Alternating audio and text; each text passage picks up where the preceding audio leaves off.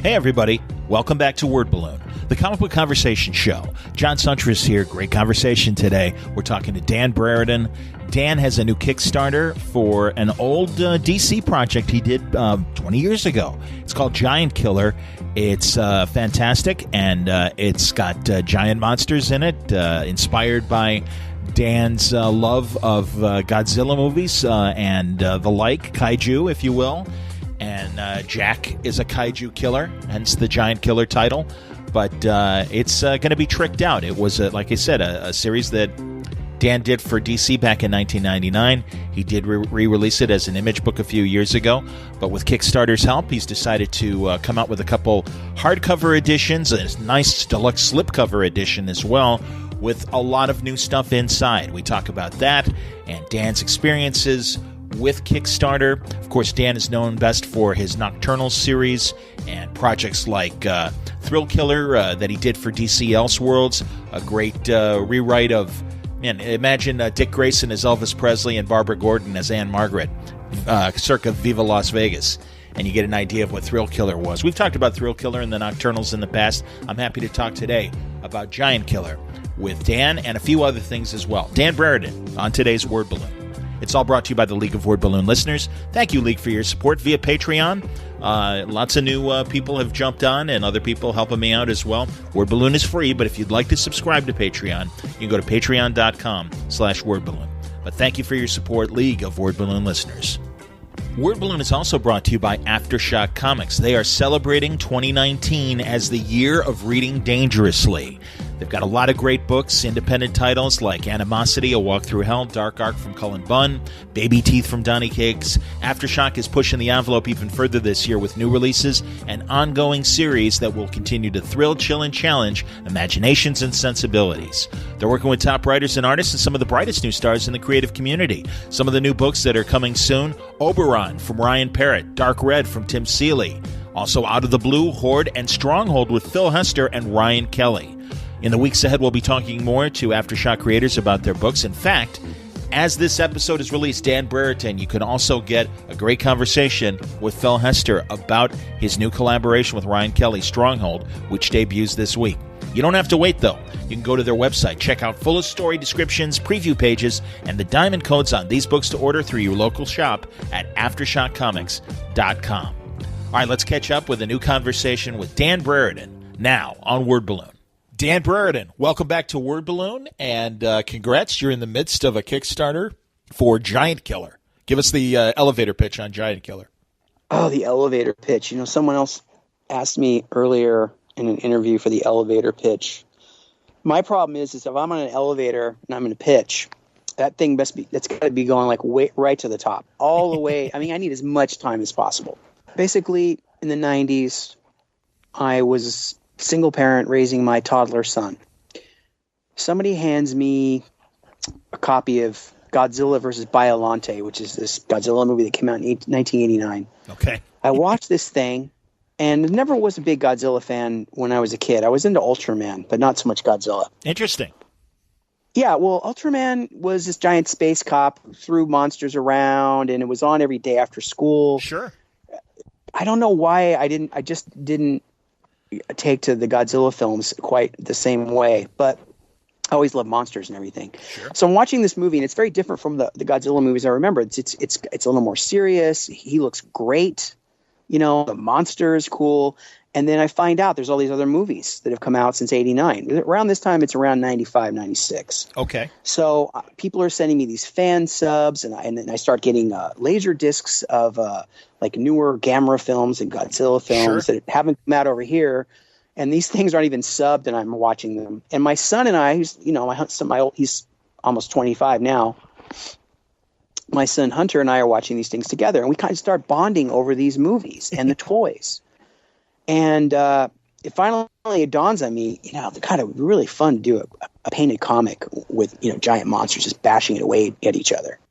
And the concept for a kind of a hybrid of a human kaiju warrior that would fight these creatures, but who wasn't a giant himself. He was basically man-sized, but had an arsenal of weaponry that he could take him on with. started to take shape in my brain, and it just caught hold. And so I wrote this pitch for this thing called Giantkiller, and I sent it to Archie Goodwin. At the time, I was working with Archie on Thrill Killer, and Archie didn't really look at it for a long time. He was really busy. He was also sick at the time, and he finally gets back and goes, I'm not, this is interesting, but I'm not sure, if I can do it, but maybe we could show it around, or we'll see. And I said, okay, no problem. I was just throwing it out there. It was a crazy idea, And then I happened to be in the offices at DC that same year, and I sort of did the elevator pitch to Mike Carlin and Dan Raspler in Mike Carlin's office. I said, it's sort of like this wormhole kind of cuts through space, and at the heart of this volcano, and in this eruption happens in the Bay Area of this mountain, Mount Diablo, where I grew up. And monsters come out and they take over part of the Bay Area, and the whole territory is toxic, and the military is helpless. They can't send planes in. Nothing works. Everyone dies. I didn't want a story. I shouldn't say movie. I didn't want a story where the military were the ones that went in and saved the day, like every other giant monster, with tanks and stuff. Sure. So I had to figure out a way that stuff became obsolete, so that my half kaiju warrior could go in and kick ass. And so that's Giantkiller. So Carlin and Raspler were like, hey, we like this. This is cool. Now this is around 1997. And Raspler was in the room and he liked the book. So, hey, I was doing with Dan Raspler as my editor. So it came out through DC in 1999. I was on a cloud for at least a month when they greenlit the thing. I couldn't believe it. Sure. And at the time, I think they were just trying different things. They were trying new things. Yeah. And I was so thrilled to be able to work on that book. It was like, it was one of those dream projects that you just, you never think is going to happen. And it just did. It really consumed me for the 2 years I worked on it. And so it was a 6-issue book, and then it had a 7th sort of issue 0, which was the field guide to big monsters. And the field guide actually figures into the story as well, because it's this thing Jack carries around with him. So I got the rights back to the book in 2005. In 2006, we put out a trade paperback through Image, and that went out of print a few years ago. And then just the last 6 months or so, I started realizing that next year would be 20 years since the book came out. And I thought, well, maybe it's time to do a hardcover. Excellent. So now we've kickstarted a hardcover. And not only is it a hardcover, it's larger than a comic book format. It's like it's 8.5 by 12.5 inches. So it's at least 20% larger than a comic, which for a giant monster story is perfect. Sure. And actually, it's what I always wanted to do. I always wanted to see it as a larger. I always envisioned it sort of the size of like one of those Marvel Treasury editions. Oh, that's fantastic! Absolutely. Which, of course, at the time, no one was doing those. That came a little bit later. But I wanted also something that you could hold and you could read comfortably. Those big artist editions they're beautiful, but they're costly. They're bulky to ship. They are really cumbersome. Can't. Yeah. They're cumbersome. You can't really read them necessarily. You can't I know what you mean. up. Yes, you're right. No, You need a special desk to open them up and look at.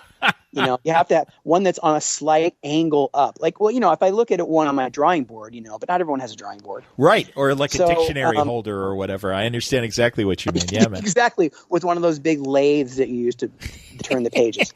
So I pick up a copy of Absolute Ronin, which is this oversized collection of the Frank Miller miniseries, which I love so much. Oh yeah, and that comes in a slipcase with a dust jacket, and the thing's $100, And I was like, I think I can do this, but it doesn't have to be $100, And it's not $100. So not only does it. It's larger, but it's expanded too. So there's going to be, we're putting together a kind of a rogues gallery of guest art. Excellent. I'm expanding the story with an epilogue scene that kind of shoots the main characters off into new mission, Cool. which is something that I've been wanting to do for a long time. I mean, I have a lot of people over the years say, is there going to be a sequel? Or are we going to do more with Giantkiller? And generally, I'd say, well, I would like to do more, but probably not, no. But with the advent of crowdfunding projects and Kickstarter, you don't have to just dismiss those things outright anymore. I hear you, man. It's pretty exciting. That's fantastic. Can you tell some of the guest artists that are going to be involved? Yeah. I didn't want to track down and hunt down too many people because it can get hectic when people are asking you to do pinups left and Of right. course. And Yes. I just Yes. put out the Nocturnals anniversary art book over the summer, and I was doing all that stuff for like 2 years. Sure. Tracking people down and this time around, I got a lot of artists that sort of just volunteered. I mean, I did ask Alex Ross if he would do one, and he said he would. So that's kind of cool. Yeah, absolutely. I don't really need anybody else. That's it. I got Alex Ross. The end. No. But I mean, artists like Julian Yates and Thomas Perkins and guys you may not have heard of who work in animation and comics and commercial art and people who I know whose art I like a lot. And then some other my friends. Like I have a friend that works for a video gambling company in Nevada. Okay. He's a graphic designer and an illustrator who really should be working in comics.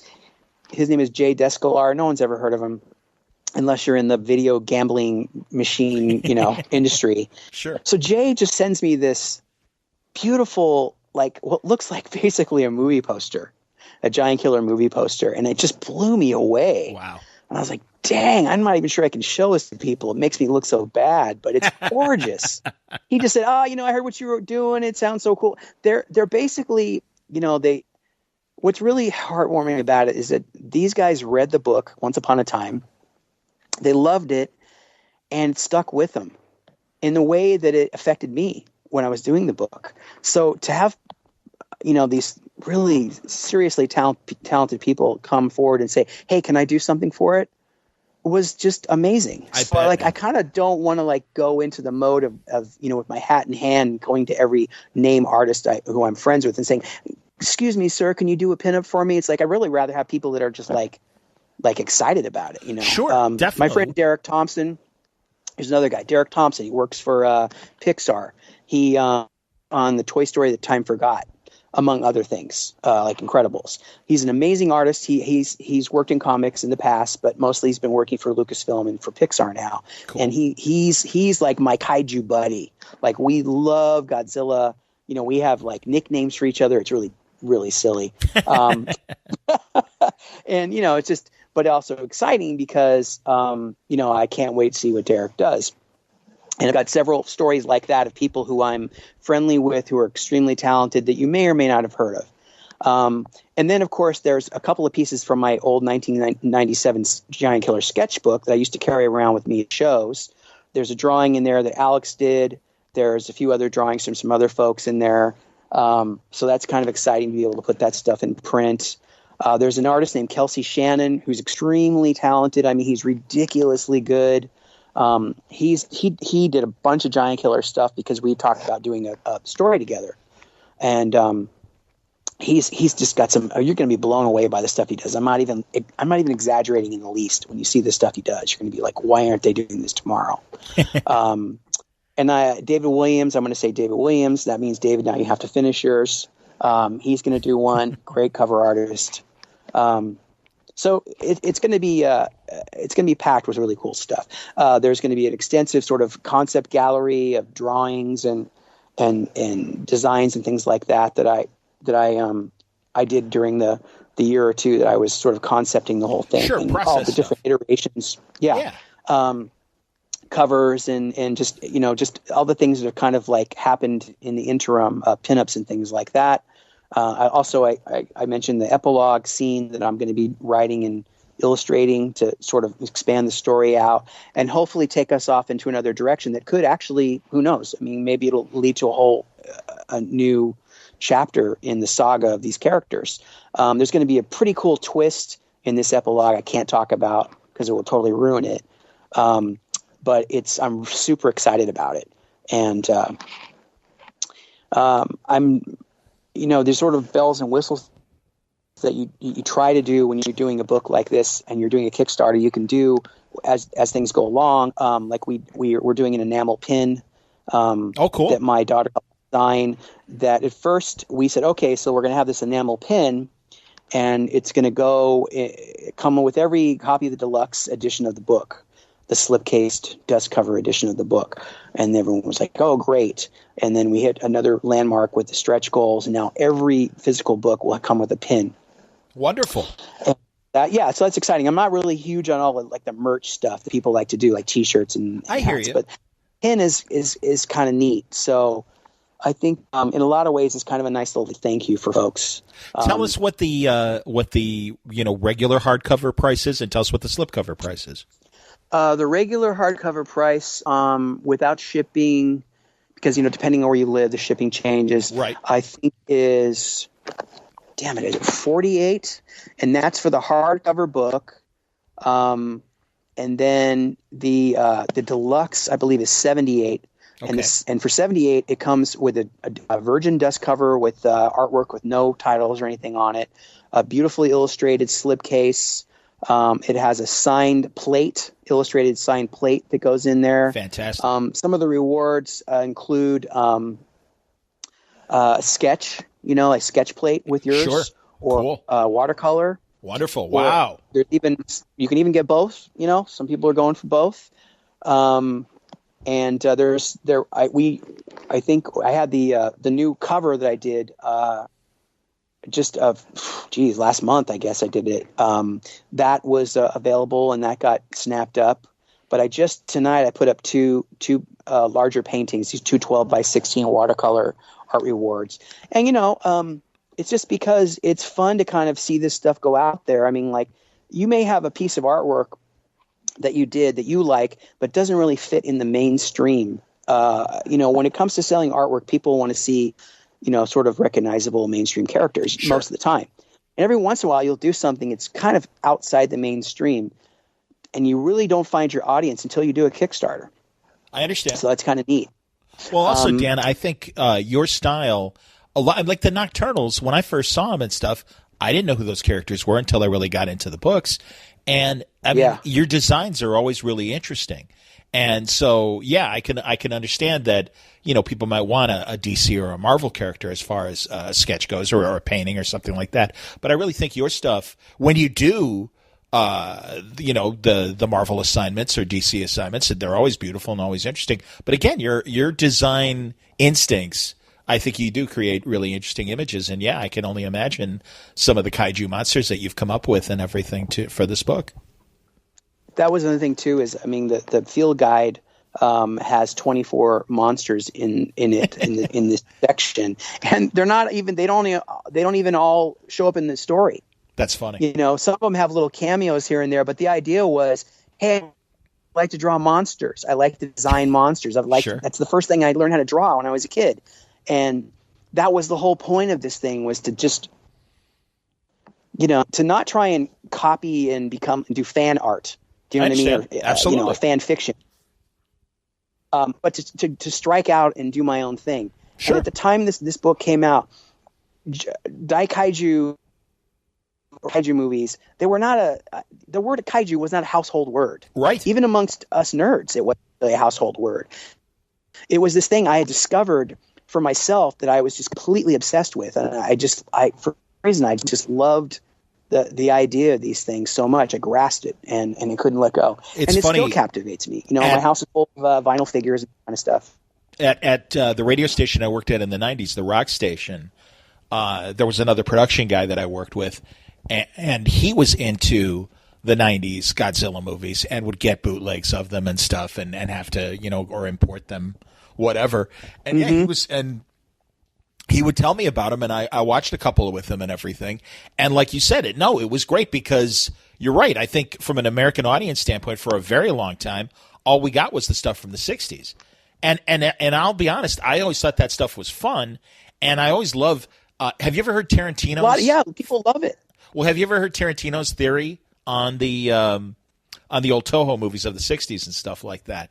He said it was like an alternate universe where Japan actually won the Second War, and they were the major superpower. And that's why when Godzilla and Gamera and everybody would be out there, it was the Japanese that would take care of it, obviously.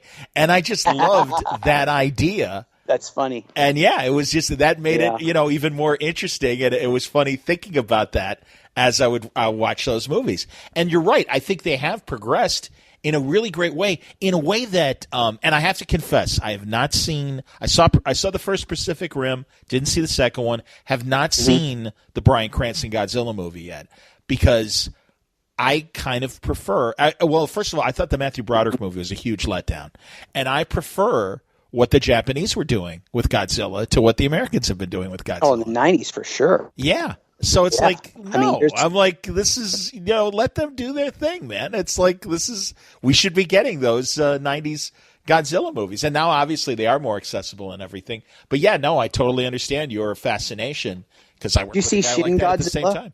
Which one? Did you see Shin Godzilla? It's the one that came out like 2 years ago. No, I have not. 2 years ago.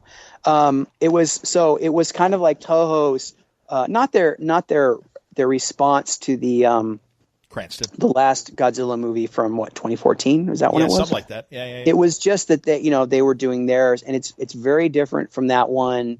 It kind of has who's the director that did Rushmore and Moonrise Kingdom? Is it? It's the name escapes me.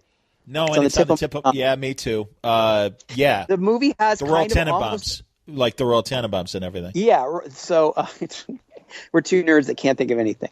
We can't even think of the name of a simple guy who's I guarantee you, Word Balloon listeners are screaming it out. So you can tell that whoever made this film was a Wes Anderson fan. There you go. And it's funny because when the Isle of Dogs came out, like a year or two later, it made me think of the Shin Godzilla. Almost like it was made by the same people. Obviously there's huge differences, but because it's set in Japan and it has Wes's kind of mannerisms in his filmmaking, Shin Godzilla has some similar kind of stuff. But what I liked about Shin Godzilla was, my problem with these movies, and it's one of the things I try and answer with Giantkiller, is that there's not enough kaiju in the story. Usually for me, there's a lot of talking, and a lot of jets firing, and a lot of people very worried about Godzilla's moving into Tokyo. Yeah, we know he's moving. We want him to move into Tokyo. We want him to move in and stay. But so I was like, okay, I want to get rid of all the military stuff. Get rid of that up front. All the tanks and all the rocket launchers. Let's just get rid of that stuff, because I also like feudal Japan samurai movies. And Zatoichi and Lone Wolf and Cub and Kurosawa and Yojimbo and all that stuff. I'm into all that stuff. And so I was able to also kind of like channel my love of samurai cinema into Giantkiller with the figure of Yochu, or Jack, who's the main character, our hybrid. And so if you look at it as a samurai warrior with the arsenal of a giant monster, going after these things, it was just, I don't know. It was just something that, like, it's still, to this day, I still can't, I'm tickled by the fact I got to do it. Do you know what I mean? That I was able to do it. And it exists. Great. And I get to put it out there again. And hopefully a whole generation of people who've seen the new Godzilla movie and liked it, like I did, by the way. The Cranston one, who've seen the Pacific Rim movies and like them, by the way. I thought they're fine. They've got this thing that kind of predates that stuff. Maybe they don't know about it. And now they get to have fun, checking it out, hopefully. That's great, man. Absolutely. And the fact that you're able to build on what you did 20 years ago and trick it out with all these other bonus features that will only further show your love for it. And again, your great designs and great ideas, and other artists contributing as well. No, again, you're right. That is the beauty of Kickstarter. You can do these dream projects or do them again and do them bigger and better and everything. So that's fantastic. You can kind of, you can have the control that you might not have had when you're working with publishers. 100%. Absolutely. In 99, when I was working with DC did a lot of cool stuff. They were very behind the project, but there were things I wanted to do that they just, we just disagreed on. Sure. And hey, it was their money. So exactly. Absolutely. Now, the folks who are backing this are the ones who Want it. Not only am I catering, I'm trying to cater to what they would like and what they would want, but what we both want to do. And having that backing, people saying, yes, we support you in this. It's just amazing, you know. One last thing I didn't mention before when we talked about the guest artist thing is there's a flip side to that, which is the guest writer thing. So when I was talking about on Facebook a few months ago, my desire to bring Giantkiller back for its 20th anniversary, and you know, what should I do? What's the format? A writer named Thompson, who maybe you know, a very prolific writer in comics and you know, novelist. He's a buddy of mine. He goes, I'll write a short story for it too if you want. And I went, whoa, okay. Cool. All right, that's cool. Yeah, definitely. So then a couple of other writers basically came forward and said basically the same thing. They were like, hey, I've always been a fan of Giantkiller. I'll totally write a story for it. And I was like, okay, so now what do I do with these? What do I do? Or, you know, so I'm going to try and fit them into the book. If I can't fit them all into the book, I'm going to just have to make the book bigger. I'm just going to have to add pages. That's fantastic. So, I have Cullen Bunn has committed to doing a prose short story. Like I said, Tom Snigowski, Christopher Golden's going to try and do when he's super busy. Mr. Bram Stoker. James A. Moore, another great writer. I had my friend Bracken McLeod. I asked him; he's a great writer too, but he's not into kaiju, so he had to take a pass this time. Okay, I understand. But it's just kind of amazing. Again, it's just the way that we get excited about things. You know, it's like we all have things like there's people who love, like, say, Hellboy. They love Hellboy. They get excited about Hellboy. And how much fan art from Hellboy can you have? Never enough. You know, there's sure. It's just because that's part of what fuels this whole business that we're in, this whole medium. Is not fandom, but just the love of stories and the love of characters. Absolutely. It's very exciting. So when people refer to my main character by his nickname, I get excited about that because that means I know that they read the story and they related to it. Absolutely, dude. That form of communication is just amazing to me. You know, Tim Seeley, has his monster book Hack Slash, and I know the greatest.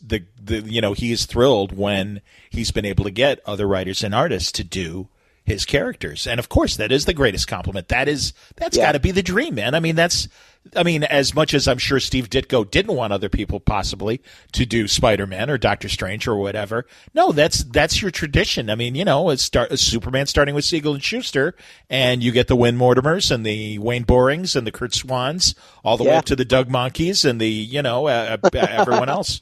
I mean, So I mean, that's the tradition, and that's what you hope for. There are people who say it's an ego stroke. Obviously, it's an ego stroke when someone's drawing characters and stuff. But I'll tell you what's really rewarding, though, is when you didn't have to hunt someone down for it. Absolutely. There's people I mentioned who I knew were kind of down with the whole Giantkiller or the kaiju thing, and I said, "Hey, would you be interested?" And they were like, "Oh, totally." But there were other people who just came to me and said, "I want to do this," and that to me is so much more. That means so much more to me than nagging some name artist to be part of your project. Sure. There's a lot of that going around. I personally don't feel like pinups help sell a title. I tell people that all the time. I say, variant covers are cool. Maybe even, but back covers and pinups, I don't think they really help sell a book that much. I think it's more of a vanity thing. But for a hardcover, when people were coming at me and saying, "Can I do something for it?" I wasn't really thinking like, "Oh, I need to have a pinup gallery in here." But when enough people really came to me and said, "Please," I said, "Okay, I'm doing a pinup gallery." Sure. They want to do it. I'm not going to pester them, because doesn't feel good to pester people who are busy. I know what it's like to be busy. Well, and again, like you said, that kind of is like it's Kickstarter isn't the new thing that it was 10 years ago. And I think, well, even longer than that. And also, these guys get hit up all the time for stuff like that. Believe me, I know. It's funny. What's funny to me is how many people will come to me after I launch a Kickstarter and say, "Hey, can you do me a commission or can you do a pinup for me?" And it's like, okay, I know that you're contacting me because you saw my Kickstarter, but did you see that I have a Kickstarter going? I'm going to be really busy. I don't think I can do get it. It's just funny. Absolutely, man. I think it's because it's that kind of back and forth thing with art in that people assume that it's like doing a magic trick because they don't really understand how it's done. Sure. Not some people do who draw, but there's a lot of people who just kind of assume you can just sit there and whip things out. Yep. And can you whip something out for me? It's like not really that easy. Maybe for some people, but not for me. And no, I hear you, man. And I think not for a lot of my peers, Right. Absolutely, man. No, and again, yeah. That's why I feel like a pinup it should be more special than just something that's in the back of the story. I feel like if someone's going to put their time into doing something, I feel like it should really, I don't know. I think it should really have some more impact because of the work that's involved in it, So. No, dude, I'm telling you, this is great. I'm very glad that you metaphorically tapped me on the shoulder for this and asked, hey, can we talk about this? And exactly, this is the great thing about crowdfunding, again, that you can get control of these things, do them the way you want. It is proof of concept directly. The audience is saying, yes, I want this. Yeah. And I'm glad they're responding to the campaign as high as they are. And, yeah, man, obviously, if you like what you're hearing right now, we urge you to head over to Dan's Giantkiller Kickstarter. And there's still, as the recording of this, the plan is to put this out later tonight, early Wednesday morning as well. So, go over there, and there's still time. And check it out. I think this is awesome, and I'm proud of you. I think this is excellent, man. Is this how's it been in terms of? And no, thank you. And let me ask you, how has it been in terms, because you've done several Kickstarters and stuff. What are you learning as you're doing this? Boy, every single time I do a new campaign, I learn so much stuff. But it's getting more streamlined. This is my fourth that I've done pretty much by myself. I did the first several with Steve Morger, is like my publisher, Big Wow Art publisher. Mm-hmm. Steve still helps me. We still solicit through Diamond, and Steve kind of handles that stuff. But Steve is no longer on fulfillment anymore. I'm giving him a break. So the last one he didn't do the fulfillment on, and then on this one I'm going with Bud Plant, actually. Oh wow! Wow, great. Lives not that far from me, and I kind of just threw it out there and said, hey, would you be interested? And Bud carries a lot of my work. He's a great guy, runs a great business. Budsartbooks.com. If you're not familiar, you got to check it out. It's it's like Mecca for art and comic art and trade paperbacks and just sort of interesting things you're not going to find necessarily in your neighborhood comic shop. For years, my favorite booth at San Diego. Definitely. And also, in the Diamond catalog too. You seek out the Bud Plant stuff, and it's like, oh man, yeah, absolutely, man. So that's fantastic. You're working with him. Bud has a new catalog out now that he got William Stout to do the cover for. Wow. And Will, I call him Bill. I don't call him Will. I call him Bill because we're friends. But Bill did this homage to the Creepy #1 cover by Jack Davis. Awesome. For those of you who can't place it, it's the cover. It's like a yellow cover, and it's Uncle Creepy, and he's sitting with all these monsters kind of at his feet while he's reading to them from the magazine. It's a classic Jack Davis cover, and he did a recreation for Bud's catalog, and it's not Uncle Creepy reading to the monsters. It's Bill Stout. But it's so awesome, and I saw that and I was like, oh my god, it's the best cover ever. So if you actually go to Bud's Artbooks.com right now and you sign up for the catalog, you can probably get the catalog. It's the current one, so that's wonderful. Definitely worth getting. So but getting back to the whole Kickstarter thing briefly, I have had a lot of help. I have help from a friend who does my videos. My daughter helps me with graphics, and I'm learning a lot from her because she's very honest with me about things not looking very good. I can do better, Dad. And I think, well, if she can do better, then I can do better too. So, man, way to go, Halloween. But That's awesome, I've had help from other people. What's that? I said, way to go, Halloween girl. Oh yeah, exactly. Yeah, we're talking about Halloween Girl for sure. She's actually a really excellent designer. She's helped me with laying out designs for book covers I've done for some of my author friends. It's just been kind of neat to work with her. She's pretty much self-taught. And she just knows all this stuff that I'm, as much as I'm on the computer and as much as I use Photoshop, I'm still such a novice. But so it's great to have her input and have her expertise. But it's been a lot of fun. I've had some help from people who run Kickstarters, a lot of Kickstarters, and just learn from them. There's definitely do's and don'ts. I encourage anyone who has some dream project to take a stab at it, because with Kickstarter, the worst thing that can happen is you don't make your goal, which means you don't have to do that thing, unless it's successful. So make sure when you set your goal, you set it high enough to where you're not going to be losing your shirt, and it's going to end up costing you all this money to do it. Having said that, you can't set the goal too high. So there's this whole kind of juggling balancing act when you're doing these things. You don't want too many rewards, because that can sort of just that can not only be a headache for you, it can just be too much for the backers. But something you said about back, and I like to think of it as like their enthusiasm is what fuels these projects, because I know I've backed probably 62 things. I think the last time I looked, it was something like 50 or 60 projects that I've backed. There's so much great stuff happening on Kickstarter.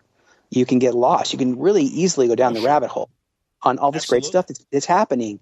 And as much as I love to go to the comic shop or a bookstore, and I do, and I like to shop there, I also like to go on Kickstarter and see what people are doing, because there cannot just be one way to do things anymore. Those days are over.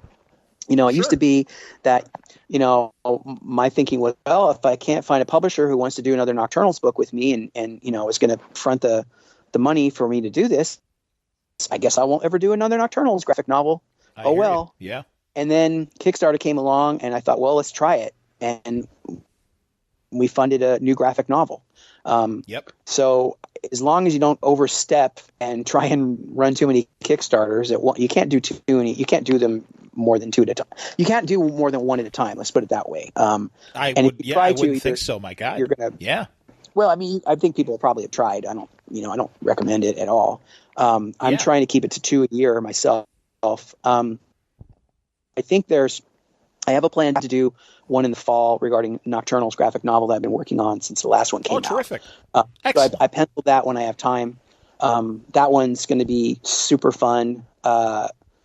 It's set on Halloween night. It's got tons of monsters in it. And also the characters are kind of going through this whole new kind of stage, in the story, in the saga of the Nocturnals. I'm super excited about it. That's another thing too, is, when it comes to these kinds of comics where I want to draw monsters, you have to come up with a story that's worthwhile, that's worth telling. And that was one of the things that the editor and I, Dan Raspler, back when I was doing this with TC, we went back and forth on what's the story about? What's Jack's thing? Why does he do what he does? And those kinds of story concepts and the spine that you hang the whole story on are really important. And that's something that professional writers and artists who've been working in comics for a long time, that they kind of know already. It's just sort of like, it's obvious. But for people who are kind of newcomers and who are kind of just coming into wanting to do graphic novels and comics and stuff, they're newbies, and a lot of them do have a really potent story to tell. And some of them are, sometimes they're just regurgitating stuff, or they're coming up with a gimmick that, that they're hanging everything on this gimmick. And, gimmicks aren't bad, especially if you come up with a concept that's original. There's a lot of mashup stuff that's not original, but it's the combination that makes it kind of enticing. Sure. So that's okay. But really have something to say, when you're writing these stories. I actually, when I first started doing comics and someone would say, okay, you just explained the plot to me, but what's the story about? I'd be like, well, I just told you. So I didn't really understand or care about the difference between the two. And now in the last 20 years, since Giantkiller, even when I was writing Nocturnals back in the early 90s, I started to have a feel for what that was about when I first started writing Nocturnals. And by the time I got into Giantkiller, I had a pretty good grasp of story, and I really did want to say something. But I found that kind of stuff you don't necessarily have to beat yourself up about. Okay. I think sometimes it comes organically out of you while you're working. If you're really in tune with your characters and your subject, and you're really in that story, I think it'll come, But it's not just, I want to do monsters, or I want to do vampires. Have something to say, and it doesn't have to be deep, how many times have you seen a James Bond movie where you were just thrilled? Or a Mission Impossible film, there are these simple story constructs, these arcs that the characters go through. They don't have to be, convoluted. My favorite story about that was when Hitchcock was making Notorious, and he was explaining it to the studio heads. And there's a scene. Really, the whole thing is Ingrid Bergman doesn't realize that she's married to, kind of a Nazi and everything. And mm-hmm. Cary Grant, I'm telling the people who don't know, Cary Grant is an agent that says, look, we got to bring this guy down. The man you love is actually a terrible man, and whatever. And she's in, at one point they're in the wine cellar, and a bottle breaks, and it's this black dust and everything. And, they go to Hitchcock, what is that stuff? And he goes, it's, I forget what his explanation was, like radium or something like that. Like, that's too hard for the audience to understand. He goes, then there'll be industrial diamonds. It doesn't matter. That's not the story. The story is the simplicity of the guy's bad. She married a bad guy. She has to bring him in.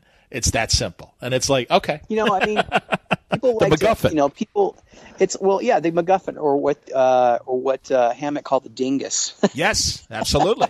Yes, the falcon, the dingus, absolutely. Yeah, those things are not, that's why it's kind of funny when you watch a movie like Treasure of Sierra Madre, where the love of gold is so overpowering that it pushes these guys to do really heinous things to each other. And I just, it's fun. I never really have that kind of desire to do a story that's about the love of gold, or the love of something that's so powerful and intoxicating that you will screw over everything for it. It's just, I just never get that's never my impetus for a story. I got you. I think the relationships between these characters are really sometimes I don't even think, this is going to sound crazy, but sometimes I don't even think that like having a really strong villain that's not even the point with a heroic story. The villain can be abstract, in the ticking time bomb, which, every plot loves to have, is an important thing to create tension and things like that and race you to the finish line. But, it really is the interaction between the characters that people remember. Well, the boxing movie Cinderella Man, it's funny because, I'm a boxing guy and was working at the sports station, and we had Ron Howard on, the director, and the bad guy, air quotes, in the movie is Max Baer, the champion that Jim Braddock fights. Well, he really made Max Baer into this bad guy that was really proud of the fact that he killed two guys in the ring. And Max Baer Jr., Jethro from the Beverly Hillbillies, was really angry and was like, my dad really was upset that these people died. And no, he wasn't a villain. He wasn't a bad guy like that. Right. And there are scenes of, Max Baer telling Renee Zellweger, hey, your old man better watch it or I'm going to put him in the grave too. You don't want to be a widow. You're too pretty to be a widow. And the reality was no. Remember that he was like such a heinous guy. Yeah. And the reality was, and the true excitement or success of Jim Braddock is the depression and the fact that he was poor. And really, like, for a while couldn't fight, and then was able to make this incredible comeback. That's the obstacle that he overcame. Max Baer just happened to be in the ring with him, but that's the real story. Yeah, man. The real enemy was poverty. Yes. And that's the thing is like when I wrote the last Nocturnals graphic novel, Sinister Path, I realized that I kept telling one of my writer buddy, Henry Gilroy, who's worked on Star Wars Rebels and Clone Wars and Planet Hulk and just has a great list of credits. He's one of my best friends, and he's super honest, he's super sharp, and he just eats, breathes, and drinks a story. And I remember telling him, okay, Henry, I don't think I want to kill my main villain in this story. I don't think I'm going to kill him at the end. I kept saying that to Henry, just waiting for Henry to say, no, you have to kill him. And be like, no, that's okay. You don't have to kill him. Because it was bugging me. I was like, well, do a lot of people have to die in this story? It seems like, I'm watching Game of Thrones, I'm watching this, that, watching Walking Dead. Everyone's dying left and right. You got to kill off the characters that you love. Should I kill one of my characters off? Should I kill Doc Horror? And he's like, you don't have to do that. Like, okay, good. I didn't want to. I don't want to tell that kind of story. I think I can do something that's entertaining and cool where I didn't have to kill a bunch of people. Absolutely. Also, there were a lot of shootings going on. I didn't want to have a bunch of gunfights in the story. There's some gunfights in the story, but I didn't want it to be just about, monsters shooting guns like a John Woo film. That was kind of a thing. Remember how everyone was into the killer and absolutely. What's that line from Pulp? Everyone wants to be the killer, Yes. And that kind of stuff was. It's like I hate to say I'm growing out of it a little bit because I hate to think that I am, but part of me just isn't as in love with, just the wholesale destruction part of things. I still appreciate it in certain films. I think it has a place, but I think you can tell stories that aren't just about a body count or mayhem. J.M. DeMatteis, the great writer who's been entertaining us for decades. I know that's how he feels. And his last few superhero stories have had very little to do with violence. And no, I think that's fair. And also, you're not the first, I think, writer to suddenly realize, well, I want to tell a different story. And that's great. I think that, Grant Morrison's been at it for years, with that same philosophy. It's not really about slugfests, Absolutely. I think most writers would, obviously would agree. And slugfests are important. But the things that people remember are what do you remember about Ben Grimm? That he fought this guy, and this guy? No, you remember Ben Grimm because he's this forlorn, a guy who's a monster. This he can't man, do this anything monster. about Absolutely. it. Yes. He's trying to. He's the greatest. Yes. He's one of the greatest, most beloved characters. Yep. And we just remember the relationships. I think that's one of the reasons. Maybe it's the chief reason why Marvel Comics have been so potent for us through the decades is because of the relationships in those stories. I agree. DC has been doing that more and more, but Marvel, thanks to guys like Stan and Jack and Steve Ditko, have been doing it for decades. Yeah, it came to them first. It did come to them first, and you can really compare the Silver Age of Marvel to the Silver Age of DC. Really, not even the Silver Age. Well, I guess right before the Bronze Age, because I was even getting those DC reprint books that were, just black and white in the really crappy paper and stuff, just because I really wanted to read some of that stuff. And there was really a period pre-Bronze, right before the Bronze Age started, in those very late 60s and stuff, where, there's just not much happening in the DC stories. And it really was, meanwhile, Marvel, you're right. Good Lord, it was the angst of, waking up 20 years after World War II that Captain America was dealing with. That's what made him interesting. Yeah, it was fun. It was great seeing him, have those explosive action scenes with Batroc and the Red Skull and everybody else. But no, I think you're right. I think it was the pathos and everything. Or, God, you really appreciate the Spider-Man scenes of, him at the laundromat washing his costume and stuff, or, having to fight while he knows he's got a cold, or worrying about Aunt May and stuff like that. Absolutely, man. What's ironic is that you have Batman, who's like the second, character that DC ever puts out, whose parents were killed when he was a kid.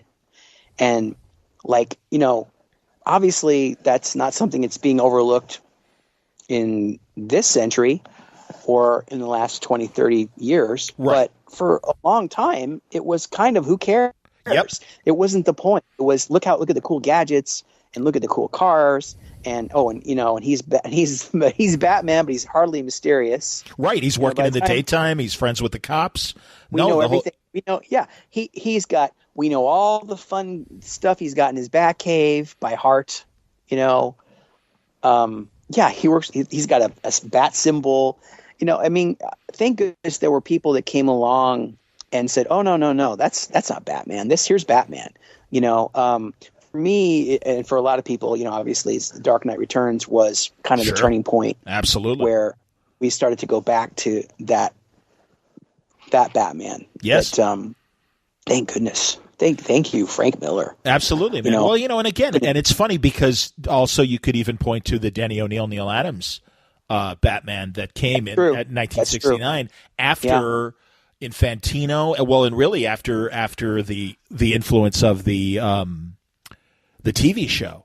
I mean, because really, again, if you go in that period of the TV show and right after the period of the TV show, Batman was very hokey. It was really hokey. And it took a Neil Adams and a Denny O'Neil to go, wait a minute, let's go back to Nocturnal Batman and everything. Right. You know, right. So yeah. No, you're right. It's interesting. They still had that sort of, you know, there was still that feeling that like we're doing this for kids. Mm-hmm. We're doing this for children.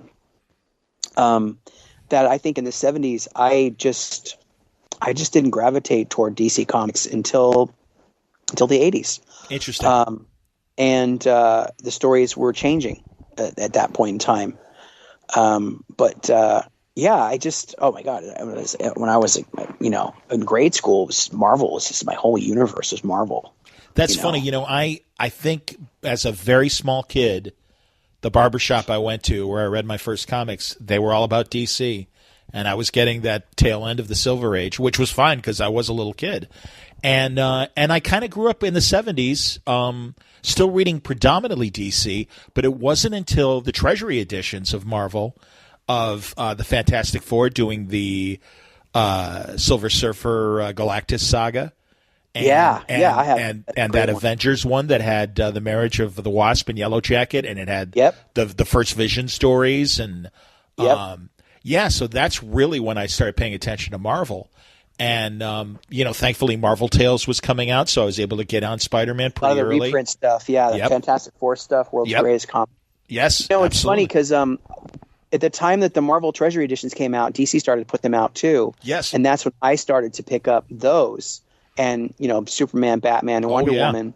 Oh, yeah. And, you know, so I had my first DC, you know, exposure was those Treasury editions. Other than Strange Sports, I think I picked up a couple issues of Strange Sports when I was a kid. Fantastic. That's awesome, man. Well, no, you know, Neil Adams doing Deadman was really exciting for me when I was a kid. And, so I missed that stuff. Jim Aparo doing Brave and Bold. And anytime he was doing Batman, even in the 70s and stuff, I was very excited. Don Newton, I thought. Yeah, I've gone back. I've gone back since then, and I've discovered like that there was this book called Swamp Thing that came out that was pretty damn amazing. That he put out. I mean, you know, and the Neil Adams Dead Man stuff, Phantom Stranger. I mean, there was a lot of great stuff. God, Spectre. I was so caught up in Killraven and Deathlock and Avengers and Conan. Oh my God, Conan the Barbarian. Conan was amazing. Absolutely. Really excited that Marvel got Conan back, by the way. Yes, I know. I've been meaning to talk to Jason Aaron, who's doing the scripting right now for it, and I think that's a great match. So it's just neat to see that stuff back where I always felt like it belonged. I mean, nothing against the Dark Horse stuff, but seriously, I mean, it's just kind of neat to because, you know, I mean, let's face it. I mean, there's only a few versions of Conan that really stand out.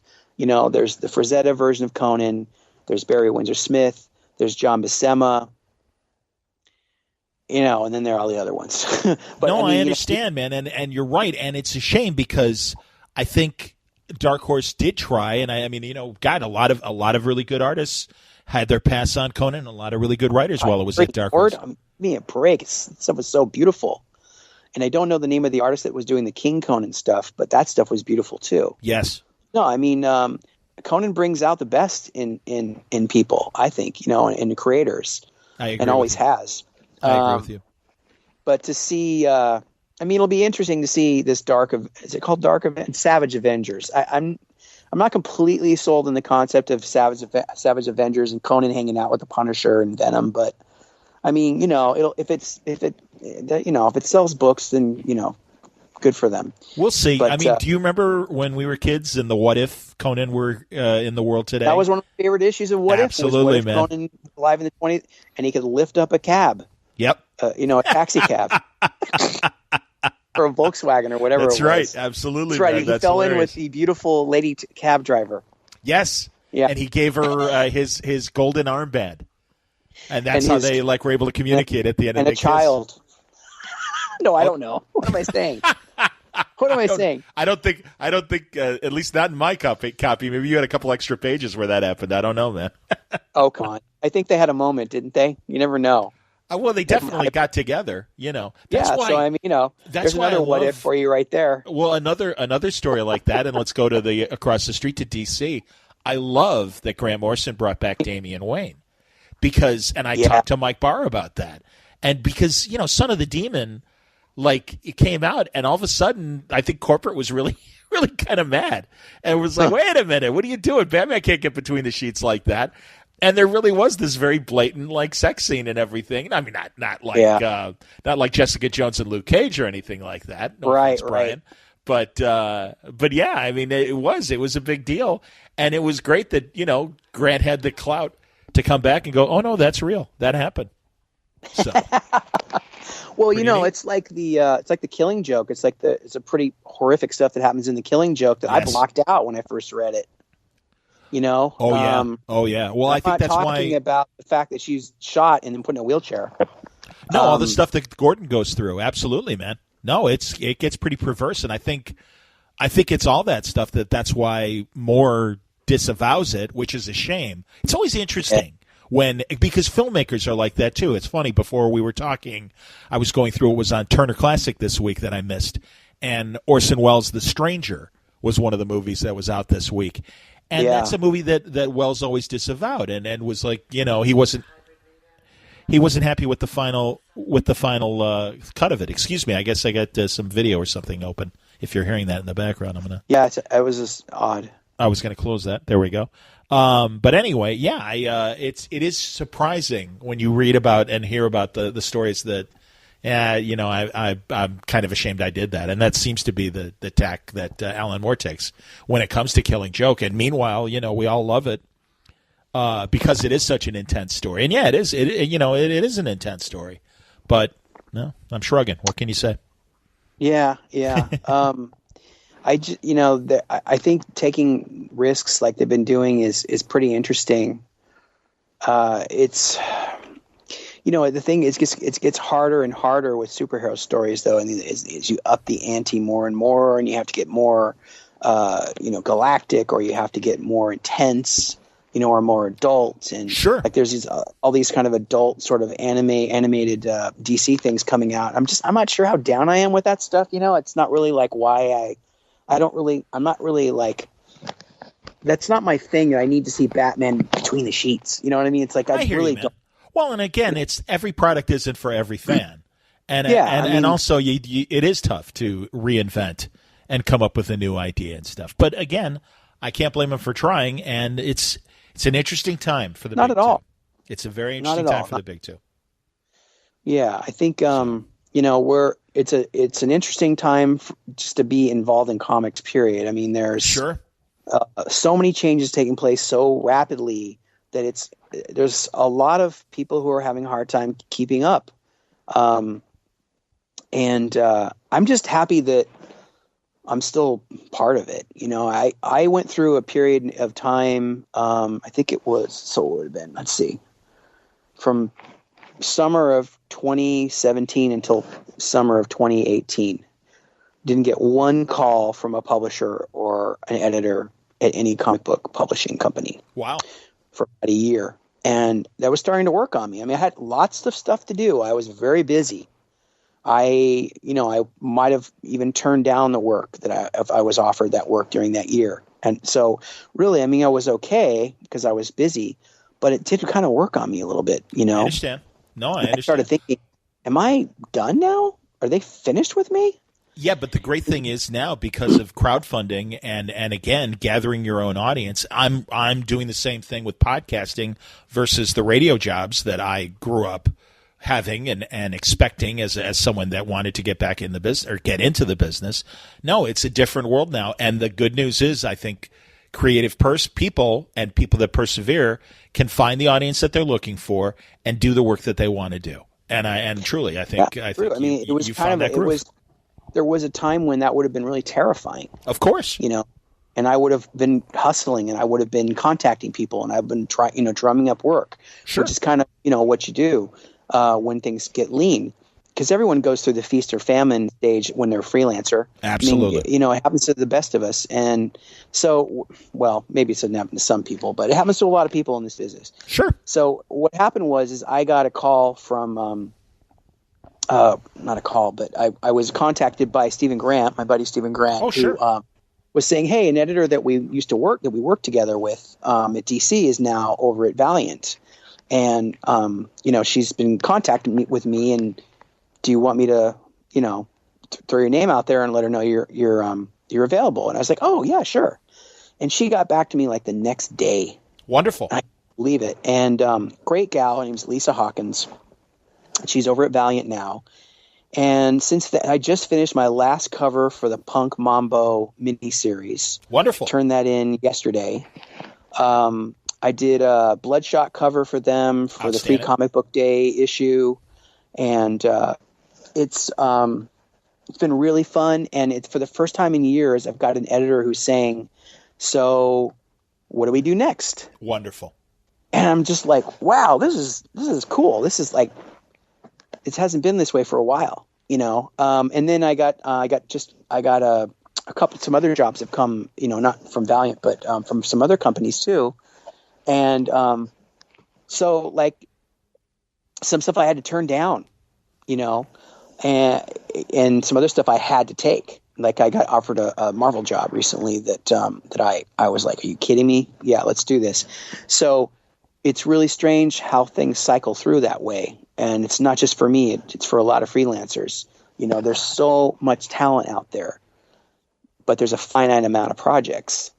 And as long as I don't have to feel like I have to live or die by the whims and the interests and focus of a publisher or an editor, then I'm okay, because I know that I have that backing. Yes. And I I have any number of projects I know I want to do in the next few years. And actually I did a trading card, a wax wrapper trading card project with a company called Sidekick a couple of years ago called Creeping Flesh. It was like Monster Girl wax wrapper chipboard trading cards. So the stuff looked very retro. It was the same kind of board that they did the old bubblegum cards on. Sure. The same wax wrapper. Wonderful. No bubble. And we didn't have any idea how it was going to do. And it did great. It was super fun. That's excellent. So now we're putting together another trading card set. It's not Creeping Flesh. It's a different thing. But we're putting that together for I think it's going to launch at the beginning of the summer, something like that. And I'm really excited about that. I won't be running that campaign. I'll be busy at that time. I'll be busy putting the Giantkiller book to bed and getting it off to the printer and things like that. But no, I mean, I'm really feel good about where I'm at right now in the career. I can't always say that. I haven't always been able to say that in the last 20 years. There have been some touch and go times, but yeah, being able to have that outlet to not have to depend on someone else giving you a phone call or emailing you for work. I hear you, buddy. Feels great because I see things happening in the comic book world all the time. I'll walk into a comic shop and I can get really depressed. I look what's on the shelves. I go, oh wow, look at that book. Oh, I wish I would have loved to have done a cover for that book. They didn't call me. Oh well, I mean, it's like you get excited about things and oh, I could have really kicked ass on that. Sure. But now it's like I don't have to feel like I'm being left behind. Understood. Yeah, so it's pretty great. And the reason I mention all this stuff is because there are people out there hopefully listening who will be emboldened by what we're talking about to try their own thing. I have a lot of friends who are not doing Kickstarter projects, and I don't know why.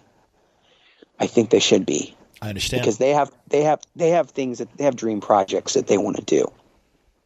And they can. Absolutely, man. And no, honestly, I always say this. I feel a kinship with the comic book community because that is how I feel about podcasting and a lot of my radio friends that find themselves suddenly unemployed. And it's like they're waiting for that next job. And it's like, you might be able to create your own thing and make it into something. And going on my 14th year.